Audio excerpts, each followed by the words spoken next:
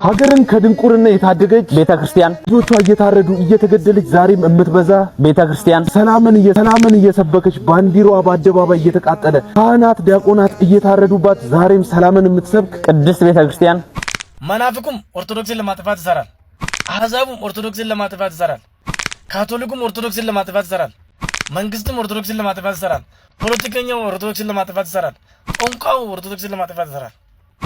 እነዚህ ሁሉ ተባብረው ኦርቶዶክስን ለማጥፋት ይሰራሉ። ስለዚህ ሃይማኖቴን ማንም ሰው ሃይማኖቴን ኪዳነ ምሕረትን ቃል ለምድር ለሰማይ በተለይ እግዚአብሔርን ወጣችሁ የምትናገሩ ሰዎች እግዚአብሔርን ድፍት እንዲህ በአፍጢም ሄዳለሁ እንጂ እግዚአብሔርን አልፈታችሁም። ከሳምንታት በፊት በነብዩ መሐመድ ላይ ድንበር ያለፈውን እፎይ የተባለ ግለሰብ መጅሊሱ በህግ ክፍሉ በኩል ክስ መስረቱ ይታወሳል። ጠፍታለች የተባለችው እቺ የ8 ዓመት ህጻን ልጅ በስተመጨረሻም ይህ ሽማግሌ እኔ አግብቻት ነው በማለቱ በሶማሊያ ላይ ከፍተኛ ሆነ ተቃውሞ አስነሳ። ሶማሊያ ላይ የተነሳው ቁጣ እቺ የ8 ዓመት ህጻን ለ6 ወራት ያክል ጠፍታ ሲያፈላልጓት ነበር። እናም ከወራት ፍለጋ በኋላ ሼክ መሐመድ የሚባለው ግለሰብ ጋር እንዳለች መረጃው ይደርሳል። ሰላም ጤና ይስጥልኝ። ውድና የተከበራችሁ የንቁሆን ሚዲያ ቤተሰቦች እንደምን አላችሁ? እንደምስቆያችሁ? እኔ አለሁ እግዚአብሔር ይመስገን። በያላችሁበት ሰላም ክርስቶስ ይብዛላችሁ። የተወዳችሁ ውድ ቤተሰቦች በዛሬ ቪዲዮ እጅግ ሰፋ ያሉ ነገሮች እናያለን።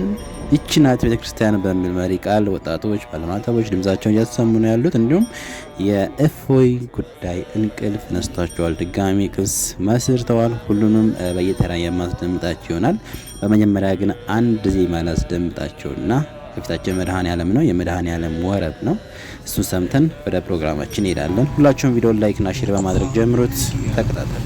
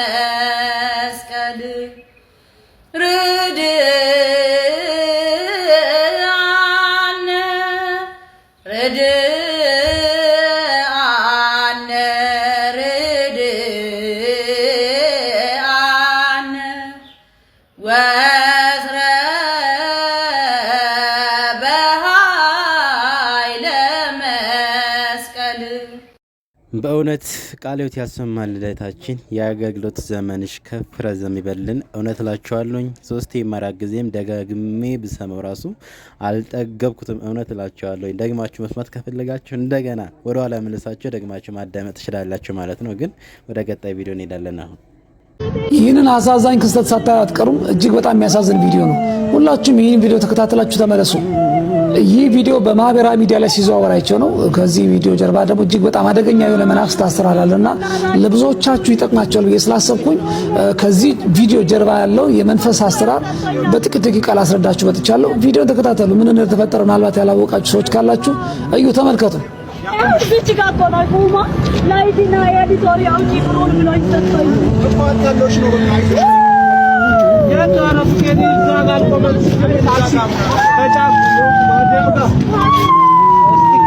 ወረቀቱ ምን ይላል? እስቲ ወረቀቱ ምን ይላል?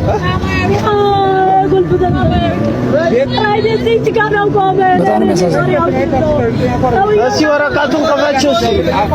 እስኪ ወረቀቱን ክፈችው። እኔ ደውዬ አይደለም እዛ ጋር ወርዱን ይወስጃል ማለት ገባኝ። ቤቱ ቆነ ጫለሽ ምንድን ነው ታሪክ አደባባይ ቆነ ጫለሽ ሳሪስ አደባባይ ላይ ሲጨንሽ ቆሞ ነበር ብዙ ሰዓት። ልጁ እዛ ነው እኮ እነዛ የሚሰራ ከሆነ እዛ ነው እኮ አንቺ እዚህ እኮ ታገኘዋለሽ። ታውቂዋለሽ ወይ ልጁ ታውቂዋለሽ? ሊኖሪ ወረቀት ነው ብሎ ሰጠኝ። አዲስ አበባ በላይ ማናለኝ ይገርም የለችም እዚህ ጋር ራጅ ነው ወይኔ ቁልፍ ራጅ ደውለሽ አመጣሽበት አለ አልደወልኩም። ስልኬን ወስደው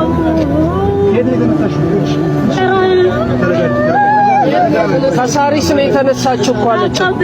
ሳሪስ አደባባይ ላይ የጫነሽ ሳሪስ አዲያማ ነው። ቁልፍ ያጂና ያዳሽ ብሩ ከዚያው ያለኝ በጣም የሚያሳዝነው ከቦኬ ላይ ሆኖ ብሩ አውጥቼ ምን እሺ እህታችን የገጠማት ነገር ምንድነው? ምናልባት ከቪዲዮ ላልተረዳችሁ ገንዘቧን ስልኳንና በእጇ የነበረ አንዳንድ ሌቦች ይጠቅመኛል ብለው ያሰቡት ነገር እንደተወሰደባትና እንደተበላች ነው የምንረዳው። ነገር ግን ይሄ ነገር እንዴት ሊፈጠር ቻለ? እንዴት በቀላሉ ስልኳን ገንዘቧን ሊወስዱ ቻሉ? እንደውም ከባንክ ሄዳ ገንዘብ አውጥታ እንድትሰጣቸው ነው ያደረጓት። ይህን ሊያደርጉ የቻሉበት ምክንያት ምንድን ነው? ወይም ከዚህ ቪዲዮ ጀርባ ያለውን የመንፈስ አሰራር እንድታውቁና እንድትረዱ እንዲሁም እንድትጠነቀቁ ብዬ ነው ቪዲዮ የሰራሁላችሁ። ምንድን ነው የተፈጠረው? እህታችን የራይድ ሹፌር ከቆመበት ትይዝና ወደ ምትፈልግበት ቦታ ትሳፈራለች ለመሄድ። ነገር ግን ከመካከል ላይ መንፈስ የተዋረሱ ወይም የመቃብር አፈር ወይ ከልክሌስ የሚባለው መንፈስ የተዋረሱ የራይድ ሹፌሮች በዚህ መንፈስ አማካኝነት ያሏትን ነገር በሙሉ ይቀበሏታል። ምንድነው? የአፍዝ አደንግዝ የሚባል መንፈስ ነው። የሙት መንፈስ ነው። የሚያፈዝ የሚያደነዝዝ መንፈሱ በራሱ ፈዛዛ ነው፣ የሚደነዝዝ ነው። ወደ ሰዎች በሚገባ ጊዜ ሰዎችን ያፈዛል፣ ያደነዝዛል። እንዲሁም ምንድነው ሰዎች የያዙትን ነገር ለሚጠይቋቸው ሰዎች እሺ ከማለት ውጭ ሌላ አማራጭ አልኖራቸው ማለት ነው። ወደውና ፈቅደው ነው መንፈሱን የተዋረሱት። ስለዚህ ይህ ሹፌር ምንድነው ያደረገው? ለሷ ቁልፍና ወረቀት ይስጣታል። ሄዳ በቁልፉና በወረቀቱ ገንዘብ የምታገኝ መስሏት ነው እንግዲህ ጸልየን ማንወጣ ከሆነ ከቤት ውሏችን ለእግዚአብሔር ማንሰጥ ከሆነ ሌላ ክፉ መንፈስ ውሏችን ይረከባል። የተፈጠረው ነገር ይሄ ነው። በእህታችን ላይ የገባው ክፉ መንፈስ የሚያፈዝ የሚያደነዝ ስለሆነ አፍዟት አደንዝዟት የሚፈልጉት ነገር እንድትሰጣቸው አደረገ። እኚህም ሰዎች ደግሞ ማታለያ ይሆን ዘንድ ምንድነው ያደረጉት? የሆነ ቁልፍና ወረቀት ሰጧትና ያን ቁልፍና ወረቀት ይዛ ወጣች። በኋላም ከሷ በተለየው ጊዜ መንፈሱ ስራውን ያቆማል። ማፍዘዝ ማደንዘዙ ሲያቆም በዚች እህታችን ውስጥ ያለው ሌላኛው መንፈስ ደግሞ እንድትሰረቅና እንድትበላ ያደረጋት ደግሞ ራሱ ሌላ መንፈስ አለ። ያ መንፈስ ደግሞ ወደ ራሷ እንድትመለስ ያደርግና ይበልጥ ነገሩን ያጋግላል፣ ያፋፍማል ማለት ነው። ባጣችሁ ነገር እንድትቆጭና እንድትበሳጭ ያደርጋታል። እንደውም ካያችሁ በቪዲዮ መጨረሻ ላይ ሲጥላት እናያለን። ፌንት አድርጋ ስትወርቅ ይታያልና ይሄ የከልከሌስ መንፈስ ብዙ ሰዎች ለስርቆት የሚጠቀሙታል። ምንድነው? ጠንቋዮችን፣ አስማተኞች ወይም እነዚህ ደጋሚዎች ይህንን መንፈስ ለሚፈልጉ ሰዎች ምንድነው የሚያዟቸው? ከመቃብር ላይ ሄደው አፈር እንዲያመጡ ያደርጋሉ። የመቃብር አፈር ማለት የሙት መንፈስ ያለበት ነው። መቃብር ስፍራ ማለት እንግዲህ ሙታን ያሉበት ስፍራ ነው። እዛ ስፍራ ያሉ መናፍስቶች የሙት መንፈስ ናቸው እና የሙት መንፈስን በመቃብሩ ላይ ይዘው መዋረስ የሚፈልጉ ሰዎች ከጠንቋዮች ወይ ከደጋሚዎች ወይ ደግሞ እነዚህ ከአስማተኞች ጋር ይዘው ሲመጡ እነዚህ ጠንቋዮች ወይ ቃልቻ ቤት ያሉ ፈራጆች ወይ እነዚህ አስማተኞች ምንድነው የሚያደርጉት? እዛ ላይ ያለው መቃብሩ አፈር ላይ ያለው መንፈስ የዚህ ስራ አስፈጻሚ እንዲሆን አድርገው ይደግሙበታል። መተት ይጨምሩበትና አጋንንት ይጨምሩበትና እኚህ ሰዎች የነኩት ሰው እንዲፈዝ እንዲደነዝዝ አድርገው ይደግሙበትና ይልካሉ። ስለዚህ እኚህ ሰዎች ደግሞ በገንዘብ ወይ ደግሞ በሆነ ነገር ነው ተዋርሰው መንፈሱን ወደ ስራ የሚገቡት።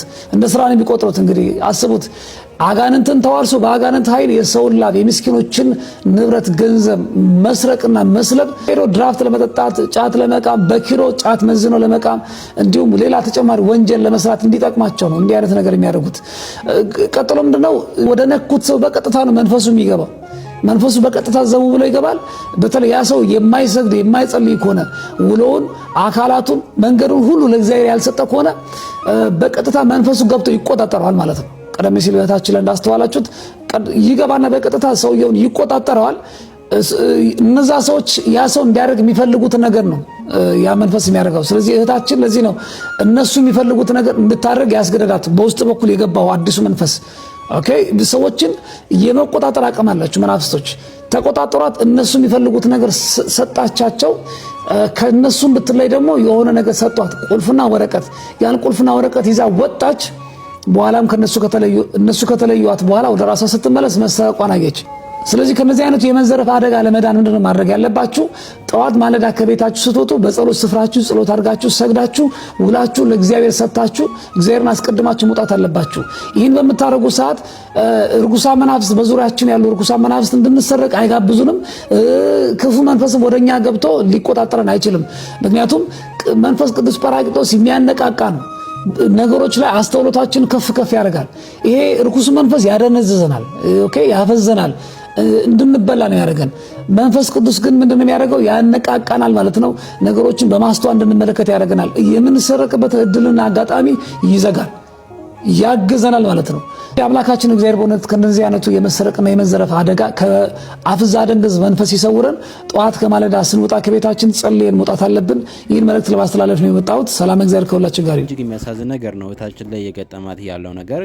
እንደዚህ ያለ ነገር ግን እንዳይገጥመን ምን ማድረግ እንዳለብን ወንድማችን በደንብ አድርጎ ነግሮናል ማለት ነው። ወንድማችን እግዚአብሔር ያክብርልን፣ እግዚአብሔር ከፍ ያድርግ ማለት እወዳለሁኝ።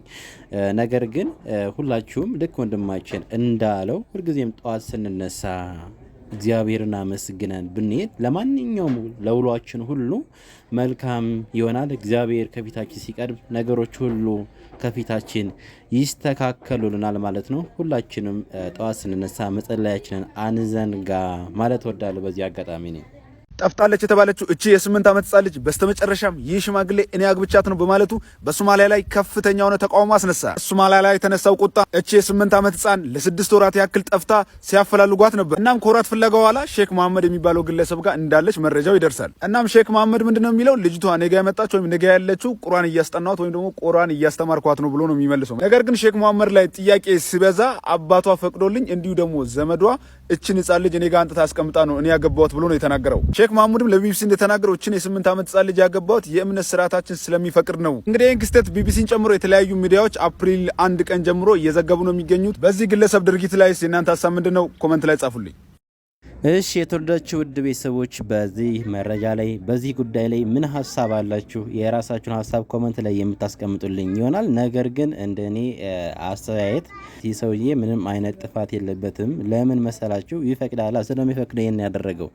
ነገር ግን ይህን ነገር ለማረም ለማስተካከል ከተፈለገ እንደዚህ አድርጉ የሚለው ፓርት ላይ ሙሉ ተቆርጦ ተገንጥሎ መጣል አለበት ብዬ አስባለሁ። ይህ በህግ ደረጃ እንኳን የማይፈቀድ ነገር በእንደዚህ አይነት ስነ ስርዓት ውስጥ በሃይማኖት ስነ ስርዓት ውስጥ ከተፈቀደ እጅግ የሚያሳዝን ነገር ነው እላችሁ እውነት እላችኋለሁ። ማንም ሰው እዚህ ጋር መጥቶ ግንኙነት አድርገዋል ያለ ሰው ሙስሊምም ሆነ ክርስቲያን ስህተት ነው። እያሳየውን ሐዲስን በተደጋጋሚ እያሳያቸው ነው። የለም እኛ ሐዲሳችንን ይሄን አረበኛውን እያሳየናቸው ነው። ታቻለ እንደሰማችሁት ኡስታዙ ነብዩ መሐመድ ወደ አይሻ ገቡባት ማለት ግንኙነት አደረጉ ማለት አይደለም የሚል ነገር አንስተዋል። እንደሚታወቀው በእስልምና አስተምሮ በ6 ዓመቷ ገቧት፣ በ9 ዓመቷ ደግሞ ግንኙነት ፈጸሙባት። ይሄ የታመነ የታወቀ ሐዲሳቱ የሚሉት እንደገና ደግሞ ዑለማዎቹ ምናምኖቹ ኡስታዞቹ የሚሉት ነው። ይሄኛው ኡስታዝ ግን አይ ገቡባት ማለት ግንኙነት አይደለም እያለ ነው። ታዲያ እንዴት ነው ገቡባት? በ6 ዓመቷ ካገቧት 9 ዓመቷ ላይ ገቡባት ሲል ምን ማለት ነው? ምን ማለት ነው? ለማንኛውም ይሄኛው ኡስታዝ ደግሞ እንደዚህ ይላል፣ ተመልከቱ። ረሱል ሰለላሁ ዐለይሂ ወሰለም አይሻን በ6 ዓመቷ ነው ያገቧት፣ ግን ለመድረስ የደረሱባት በ9 ዓመቷ ነው። 3 ዓመት የቆዩበት ምክንያት እንደተባለው ለአቅመ ሐዋ ደርሳ ሉብሪኬሽን ማቴሪያል የሚባለው ነገር እንድታመነጭ ይጠበቃል።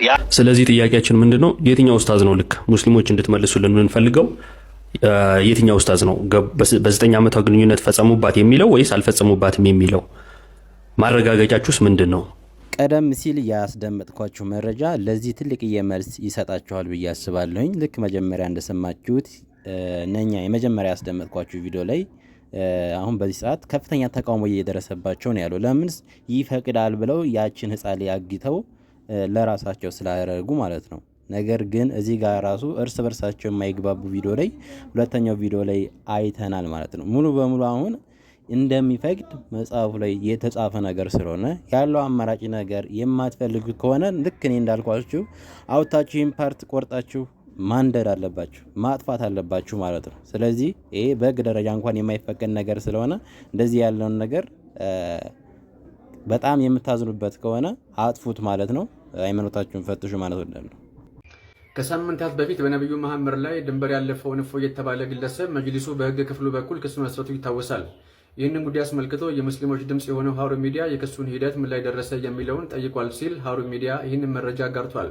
የኢትዮጵያ እስልምና ጉዳዮች ጠቅላይ ምክር ቤት ሀጂ ከማል ከሀሩን ሚዲያ ጋር ባደረጉት ቆይታ በሰጡት ምላሽ የኢትዮጵያ እስልምና ጉዳዮች ጠቅላይ ምክር ቤት በነብዩ መሐመድ ላይ ድንበር ያለፈውን አስመልክቶ በህግ ክፍሉ በኩል መረጃዎችን በማጠናከር ክስ መስረቱን ገልጿል። ይሁንና ግለሰቡ እስካሁን ድረስ በቁጥጥር ስር አለመዋሉ የተገለጸ ሲሆን መጅሊሱ በህግ ቁጥጥር እስከሚውል ድረስ ክትትሉ እንደሚቀጥል ገልጿል። በነብዩ መሐመድ ላይ ድንበር የሚያልፉ ግለሰቦችን ፈጽሞ እንደማይታገስ የገለጸው መጅሊሱ የቀበረበት ግለሰብ የእስር ማዘዣ የወጣበት ቢሆንም እስካሁን ቁጥጥር ስር አለመዋሉን ገልጿል። የእኛ ግን የኢትዮጵያ ኦርቶዶክስ ተዋሕዶ ቤተክርስቲያን ቅዱስ ሲኖዶስ፣ የአዲስ አበባ ሀገረ ስብከትና ሌሎች የሚመለከታቸው አካላት ግን እስካሁን ድረስ ዝምታቸውን ማን ነው ክርስቲያን ሆኖ ብሎ ያዘዛችሁ? ማን ነው ክርስቲያን ሆኖ ብሎ ያዘዘው? የነብያቶች እምነት ምን እንደነበር መልስ ያለው እስልምና ላይ ብቻ ነው። ከዛ በፊት ግን እስልምና የነቢያት ሃይማኖት ከማይሆንበት ውስጥ ሶስቱን መንገዶች ልንገራችሁ። አንደኛ ቅዱሳን ነቢያት አላህ የሚባል አምላክ አርሽ ላይ የተቀመጠ በገነት መጋባትና መዳራትን የሚያዝ ሁለት ቀኝ እጅ ያለው አምላክ አንድን ቦታ ላይ አልሰበኩም አያውቁትም። ሁለተኛ ቅዱሳን ነቢያት በክርስቶስ ስቅለት ያምኑ ነበረ። ለምሳሌ ዳዊት እግሮቹና እጆቹ ይቸነከራሉ፣ አጥንቶቹ ይቆጠራሉ፣ ልብሱን ዕጣ ይጣጣላሉ፣ ለመጠጡም ሐሞት ይሰጡታል ይላል። ነብዩ ኢሳይያስ የኛም በደል ይሸከማል፣ የሁላችንም ሕማም እርሱ ይታመማል፣ ስለ ሁላችንም ኃጢአት እርሱ ይሞታል ይለናል። ነብዩ ዳንኤልም መሲሁ ይገደላል ይለናል። ሙስሊሞች ግን ይህን የነቢያት እምነት ሙሉ በሙሉ ይክዳሉ። ሶስተኛ የነቢያት አምላክ ያህዌ ሰንበትን እንድናከብር የሰው ልጆችን አዟል። ሙስሊሞች ግን የነቢያት አምላክ ትእዛዝን ትተው የሙሐመድን ትእዛዝ አርብን ጁምዓ ያከብራሉ።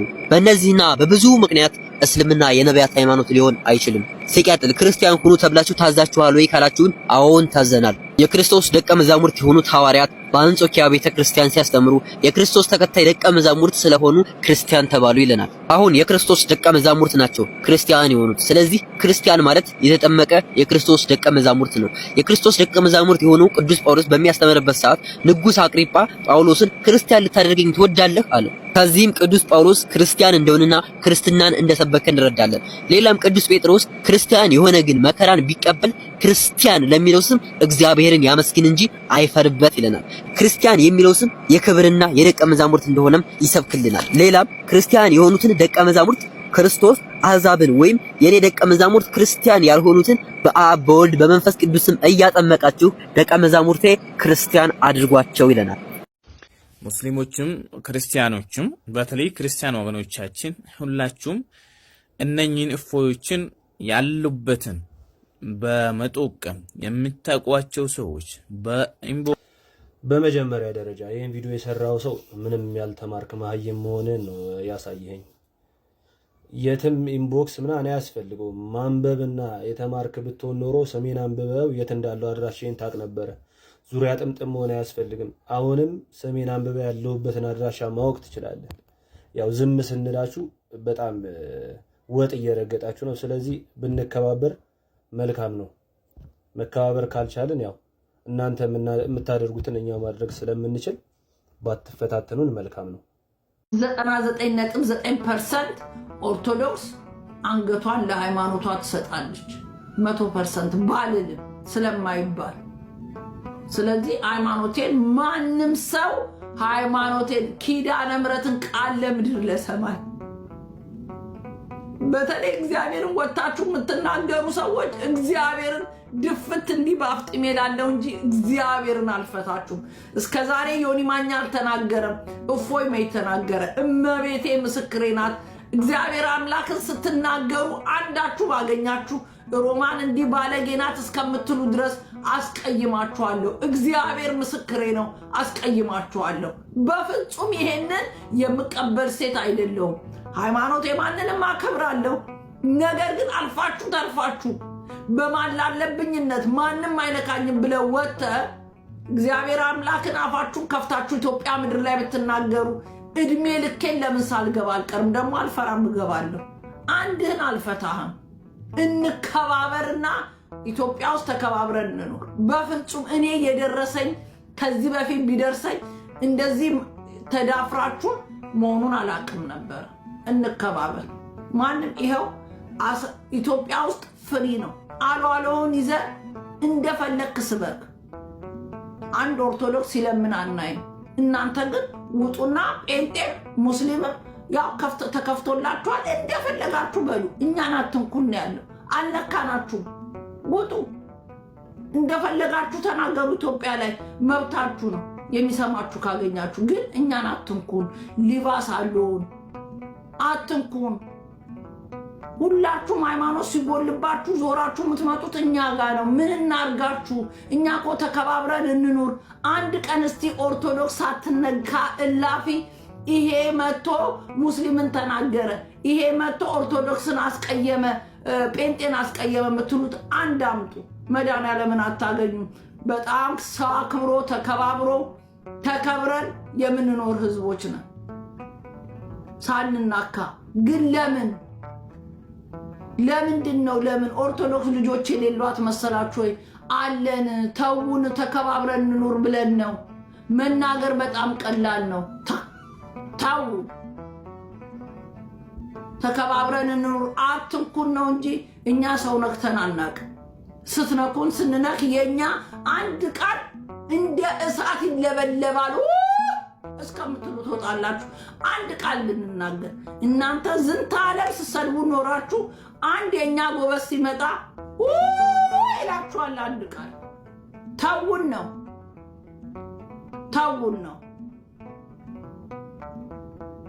ሀገርን ከድንቁርና የታደገች ቤተክርስቲያን፣ ልጆቿ እየታረዱ እየተገደለች ዛሬም የምትበዛ ቤተክርስቲያን፣ ሰላምን እየሰበከች ባንዲራዋ በአደባባይ እየተቃጠለ ካህናት ዲያቆናት እየታረዱባት ዛሬም ሰላምን የምትሰብክ ቅድስት ቤተክርስቲያን፣ አዎ እምነትን ጠብቃ ሀገርን ጠብቃ ባንዲራን ጠብቃ ዛሬ ለትውልድ ያስረከበች ቤተክርስቲያን እቺ ናት እምነታችን የኢትዮጵያ ኦርቶዶክስ ተዋሕዶ ቤተክርስቲያን። መምህሮቿም ዛሬም ግን በፈተና ብትሆን እንደዚህ ብለው ይገልጿታል። ተመልከቱት። መልስ ለመመለስ ወንድሞቻችን ገና ብድግ ሲሉ ወይንም ሁለት ምዕራፍ ይዘን ብድግ ስንል መግለጫኛ ላይ ይጎደጎዳል። ኦርቶዶክስ እየተሰደብሽ ኑሪ መልስ አትስጪ የተባለች ነው የሚመስለው። በምንኖርበት ዘመን ርስቷ ይነጠቃል፣ አደባባዩ ይቀማል፣ መጻሕፍቷ ይቆነጻጸላሉ። በተገደልን ቁጥር እምንበዛ እኛ የተዋሕዶ ልጆች ኮመንቱን ኦርቶዶክስ እያለን እናጥልቅልቀው። ኦርቶዶክስ ትክክለኛ እምነት መሆኑን የምናውቅበት መንገድ አንደኛ መናፍቁም ኦርቶዶክስን ለማጥፋት ይሰራል። አህዛቡም ኦርቶዶክስን ለማጥፋት ይሰራል። ካቶሊኩም ኦርቶዶክስን ለማጥፋት ይሰራል። መንግስትም ኦርቶዶክስን ለማጥፋት ይሰራል። ፖለቲከኛው ኦርቶዶክስን ለማጥፋት ይሰራል። ጦንቃው ኦርቶዶክስን ለማጥፋት ይሰራል። እነዚህ ሁሉ ተባብረው ኦርቶዶክስን ለማጥፋት ይሰራሉ። ትክክለኛ እምነት መሆኑን በዚህ በቃ ማወቅ ትችላላችሁ። ሌላ ቦታ መሄድ አይጠበቅባችሁም። እርስ በርሳቸው ግን መቼም አይጣሉም። ትምህርታቸው እኮ አይገናኝም፣ ሁሉ ነገራቸው አይገናኝም። ግን በቃ ተባብረን ኦርቶዶክስ የምትባለው እምነት እናጥፋ፣ ቤተክርስቲያኑን እናቃጥልላል። ክርስቶስ በደሙ የመሰረታት ስለሆነች ደግሞ እሷ ደግሞ መቼም አጠፋም፣ ታብባለች ሁልጊዜ ማለት ነው። ኦርቶዶክስ ለመሆን የሚፈልግ ብቻ አይደለም፣ ኦርቶዶክስ ሆኖ አምስቱን አዕማደ ምስጢራት የማያውቅ ካለ ችግር ውስጥ ነው። በተለይ አምስቱን አዕማደ ምስጢራት ንገረኝ ብዬ ስጀምር ምስጢረ ትንሣኤ ሙታን ብለህ የምትጀምርልኝ ከሆነ ዋጋ የለውም። ምስጢረ ሥላሴን ሳታውቅ ምስጢረ ትንሣኤ ሙታን የለም። ገባህ አይደለ? በሥላሴ አንድነትና ሶስትነት ሳታምን፣ አንድ መለኮት ሶስት አካል በሚለው ሳታምን ምስጢረ ሥጋዌ የለም። ስለዚህ በሥላሴ አምነህ ሥላሴ ማለት እግዚአብሔር ነው፣ ካለመኖር ወደ መኖር ያመጣ ዓለምን የፈጠረ ነው፣ አልፋና ኦሜጋ ነው የሚለውን ነገር ሳታምን ከሶስቱ አካል አንዱ አካል ደግሞ ለዓለም ሁሉ ቤዛ ሆነ፣ መድኃኒት ሆነ፣ በመስቀል ላይ ተሰቀለ፣ መከራን ተቀበለ፣ ደሙን አፈሰሰ፣ ለአንተ ኃጢአትና ለአንተ በደል በመስቀል ላይ ተሰቀለ የሚለውን አታምን። ከዛስ ጥምቀት የሚለውን ሳታምን ኦርቶዶክስ የሚባል ነገር የለም። ያመነም የተጠመቀም ይድናል። ስለሆነ ጥምቀት የክርስትና መግቢያ በር ነው። ስለዚህ ሳትጠምቅ ክርስትና የለም። ሶስተኛ ከጥምቀት በፊት የነበረውን ኃጢአትን በጥምቀት ካደስከው እንዳገብተህ ትቆርባለህ ማለት ነው። ስጦታ የሆነው ቅዱስ ሥጋውና ክቡር ደሙን ሳትቀበል ምን የለም? ድህነት የለም። አሁንም በቁርባን ውስጥ ማለፍ አለባት። ቁርባን የክርስቶስ አካል ለመሆን ዋናና መሰረታዊ መፍትሄ እንደሆነ ቤተክርስቲያን ታስተምራለች። ሌላው ሚስጥረ ትንሣኤ ሙታን አያረለ ዘለ ሚስጥረ ትንሣኤ ሙታን ሚስጥረ ቁርባን ብለን እንዳትጀምርልኝ። በሥላሴ ስታመን፣ በሥጋዌ ስታመን፣ በጥምቀት ስታመን፣ በቁርባን ስታመን ነው ወደ ሚስጥረ ትንሣኤ ሙታን የምትለው ዳግም ተነስተ የክርስቶስ አካል የምትሆነው። ስለዚህ አምስቱን አዕማደ ምስጢራት በደንብ አድርጎ መረዳት ያስፈልጋል። ይሄ እፎይ የሚሉት የክርስቲያኖች ልጅ ጀግናው ልጅ ሰሞኑን አይቼው አላቅም አለ እንዴ? ጠፋ እኮ። ደህና ነው እንደምንድን ነው? ኧረ ሰላም በሉልን በእናታችሁ። ጠፍቷል። ቪዲዮም ወደዚህ እየመጣ አይደለም። ደህና ነን እንደምንድን ነው በሉት። የክርስቶስ ልጅ ሪፖስት አድርጉልኝ ደግሞ